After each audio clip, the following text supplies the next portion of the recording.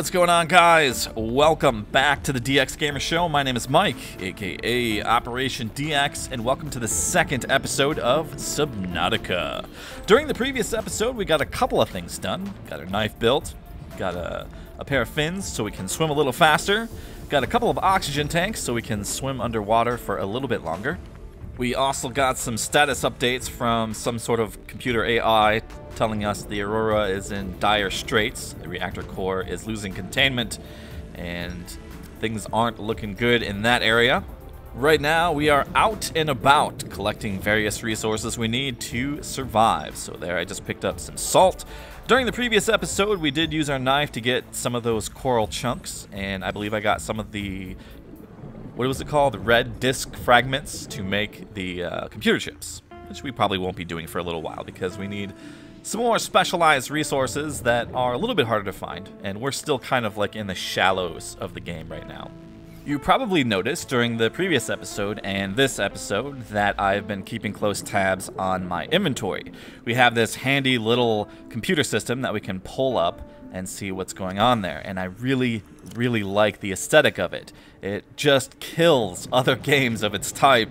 It's like this fluid animation. You're pulling up this computer, you're looking at things, you're pulling it out. Now, another thing that's cool too is as you unlock blueprints and with the current things I can build, there's another tab in there that I can check and see on the fly what resources that I need to craft certain things, which is very helpful if I'm not near the fabricator. So if I'm out in the deeps and I need to know what kind of resource I need to collect, I can just open that up, see what it needs, and then go from there. It really is very handy.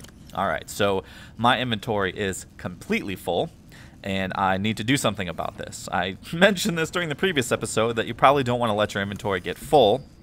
So we're going to go ahead and just craft down some of these items. It's not as bad as it appears, really. We basically just need to turn some of the stuff into resources that are usable. Our food and hydration levels are starting to dwindle just a little bit here.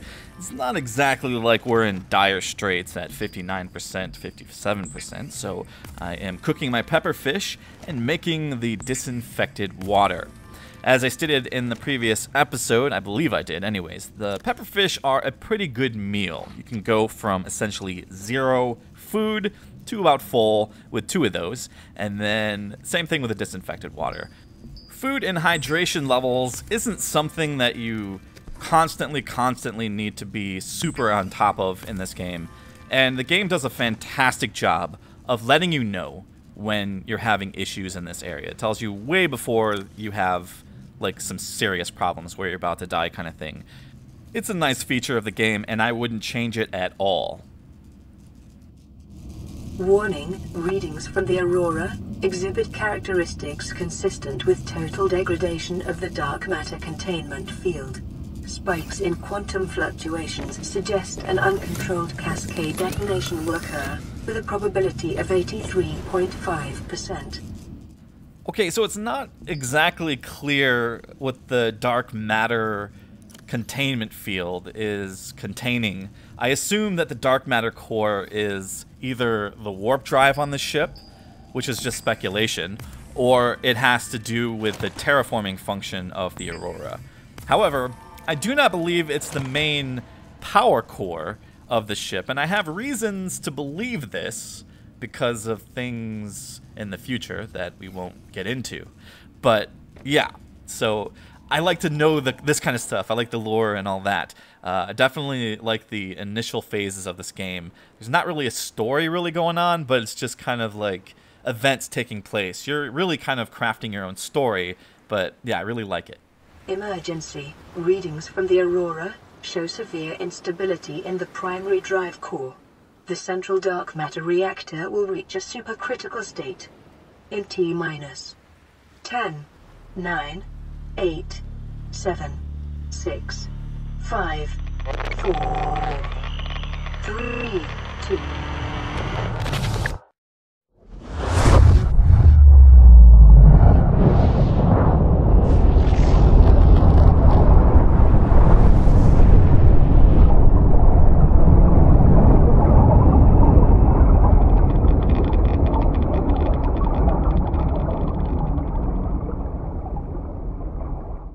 Okay, well, the computer AI did in fact mention that it was the drive core that was going critical there. So one can only assume that it was the FTL functionality of the ship. However, because it went critical, you can assume that the terraforming functionality of the ship also went out the window there. But how freaking cool was that set piece right there? The sound was fantastic. It looked really cool. The explosion was just awesome. And that is just a great freaking way to kick off this game. And as far as story elements go, because I think I've played through a majority of this game, there really isn't much else going on. There's a couple things that kind of give you clue into what's going on, but we can't, and it's way too early, we can't go there yet. Which they can do some super ridiculously awesome things with this game as far as that's concerned. And they don't need to make like a super deep story or anything like that. All they need to do is make the completion of this game awesome. And they can do that in a couple different ways. They could have you maybe somehow repair the Aurora and complete your terraforming mission, or maybe you can set up a distress beacon and get rescued, or that sort of thing. There's so many different directions, but as a sci-fi underwater crafting survival game, the beginning stages of this game are just inspiring. I think they're just great. Now, I'm just gonna sit here for a second and hang out, because these two hostile shark-like creatures actually drop a resource that I need later on for some higher-end technology. And it's probably a good idea to knock this out of the way now, kind of thing. I mean, I could do it at any time, but like I said. So they like to play around with the metal pieces from, I can only assume, from the crash landing of your ship, and that's where you get most of your titanium from. And as they pick these things up, every once in a while, their teeth break off. And you want to pick up their teeth because that's something you actually use as a crafting material. Sitting here and observing our hostile shark-like friends while they play around with the pieces of metal, you probably notice that the pathfinding is a little bit wonky and probably could use a little bit of tweaking. Although the game is alpha, so this kind of thing can be fixed. But I've actually seen far worse in finished games, so I don't know. This kind of thing is probably hard to work out. But look, they dropped one. I need, I don't know, I think like 5 of these teeth. So I'm just, like I said, just going to hang out for a little bit. And it really helps that I crafted those oxygen tanks, because it allows me to stay down here and just kind of pay attention. If I didn't see that on the way up, the tooth drop, I probably would not have been able to find it, because it was like inside of that plant. It was hard to find. Now, I could probably increase my chances of the teeth dropping if I actually pick up the metal pieces and put them down. For some reason, that makes it work a little better. I don't know why, but it just does. Also, note that this game isn't really very combat focused, and that isn't a bad thing at all. You have a knife, and you have a couple other things that you unlock in the future, but they're not straight up like harpoon guns or like combat oriented things. And I think the developers want to kind of stay away from this kind of thing in their game, and I'm absolutely fine with it. Honestly, it really is kind of a little refreshing to kind of take a break from all the shooting and explosions and that sort of thing, to play something that is just atmospheric, and the scenery is like the big draw, and it just looks so good, you know. And I don't know, I mean, I don't have like super mega machines, and it runs not too bad. I mean, the game does get framey every once in a while, and I don't have this on the highest graphical settings or anything, and the game just looks really, really good, which is something else I wanted to talk about. I think I kind of skipped over, and I want to make sure I cover it. And that is, I really like the aesthetic of all the technology that you're introduced to in this game, especially in the beginning. Your escape pod, your ship sitting next to it, it all looks very high-tech. The devices you're using, they all seem like you come from a very highly advanced, developed civilization, and they've really nailed that with this game. The stuff that we get to see later on in the series just reinforces all of that too. They've just done such a great job, and we'll get to that later on. Alright, so gotta be careful here because these creatures are in fact hostile and they can hurt me. And unless I want to start crafting med kits right early on in the game, I might want to try to avoid getting hit by these guys. So we'll probably want to pay attention to what they're doing. Again, like I said, it seems that the teeth drop faster if you actually, in fact, pick up the metal pieces and drop them. I don't know what it is, but that's why I went ahead and did that.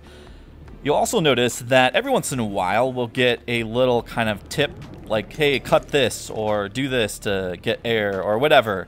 That's kind of few and far between once we kind of get going, which I'm kind of glad. I don't mind it so much at first, but you can see it says cut that vine. In the beginning it said like, you know, dig through this rock or whatever kind of thing, or collect this. Fortunately, there isn't too much of that because it really kind of, it's distracting. It takes away from the game a little bit. So there we go. They dropped a couple more teeth, and we have a few. We need to get, well, we have 3 now. We need to get a total about 5. There's 4 and 5. That's pretty much all I need for right now.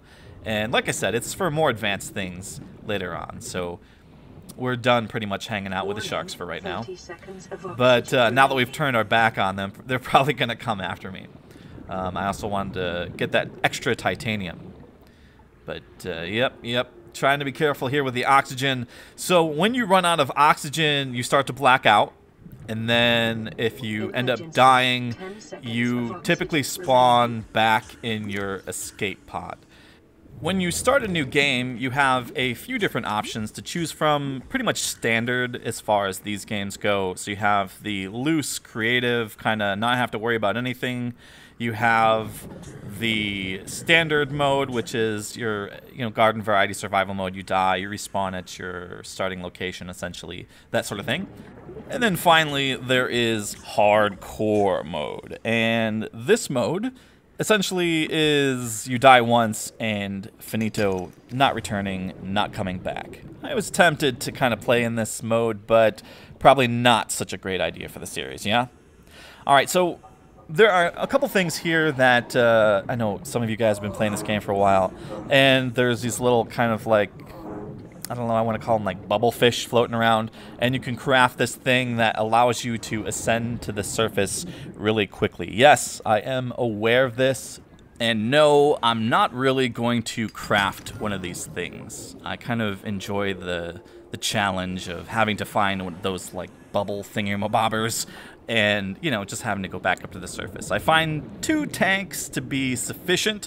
If I want to stay down here a little bit longer, I could, in fact, sacrifice more of my inventory. However, I do feel that 2 tanks is more than sufficient for pretty much the entire game, almost. There are things that we can do later on, which I'm not going to talk about. We'll just see that when we get there. Wow, I say that a lot. I need to stop it. Stop it. Stop it.